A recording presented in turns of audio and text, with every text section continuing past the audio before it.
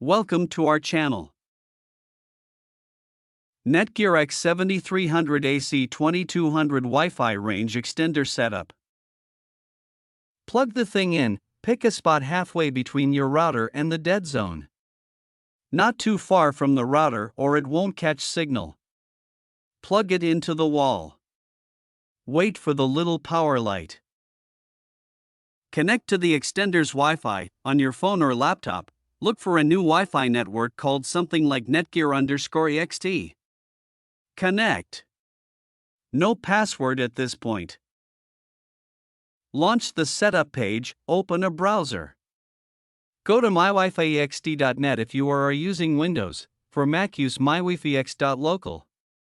If that doesn't work, try typing 192.168.1.250 into the address bar. Create an account. NETGEAR makes you make an account. Just do it. Email, password, security questions. Don't overthink it. Pick your home Wi-Fi. The extender scans for your router. You'll see your main Wi-Fi network pop up. Select it. Type the password you use to connect your phone/TV/ etc. Needs to be exact. Choose extended network names. By default, it'll make copies of your Wi-Fi names with _ext at the end. You can keep that or rename them. Wait for it to sync, takes about a minute. Don't unplug it.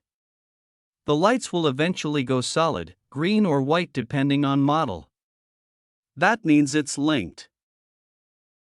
Connect your devices. Now hop onto your new extended Wi-Fi from your phone or laptop.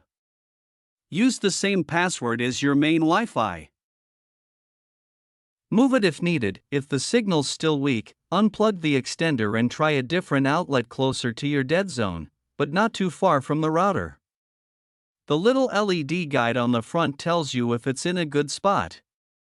Green equals good. Red equals nope. Thank you for watching.